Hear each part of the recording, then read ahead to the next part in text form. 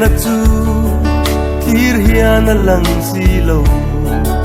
ma se eng tiang po in kan karlam lama se ka thin lung mangai na le ngai tua na te chuan an chunga tha zarin a ong pui reng chi mam pui kan sai du lai te khan dam chin mo o ka van ngai chin te lun e mam pui nang tak po kha ingai om chi na sin lung phang reng reng su o ka lo ho tuai do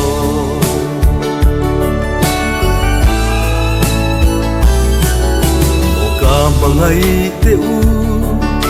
ka duat em te u loi na run riang te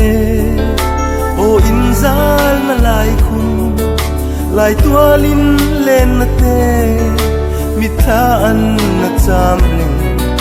lung chim ten do na har dam thot mai te u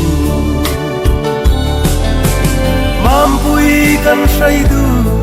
lai te khan dam chin mo o ka van ngai chin te lun le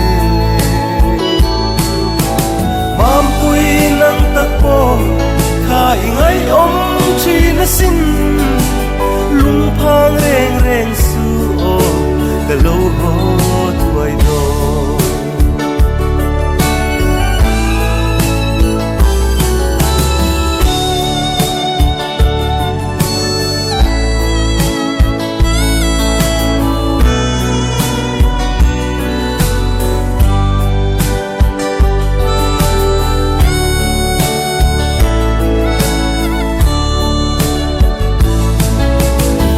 te khan ngai hian min au ve om sia ke pon kon valen cham kar dan na trăng hianin ngai em hian ka don chin ton ni tu mangai te kya nga nge om ve te ila mam pui kan sai du lai te khan dam chin mo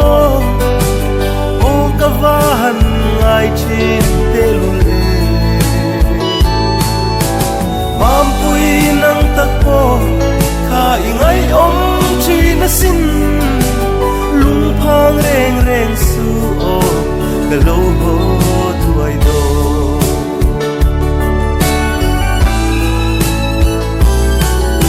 mangai te tong lo hian kum ruang om do ni la sui lung leng hianin fam ka van chang ma don e o lung du te len na a po kan ram tan hian ti thei to om ve hian ka van ring e mam pui kan sai du lai te khan dam chin mo o ka van ngai chin te lun le mam pui nang tak po kha ingai om chi na sin lung phang reng reng su o ka lo ho tuai do lung phang reng reng su o ka lo ho tuai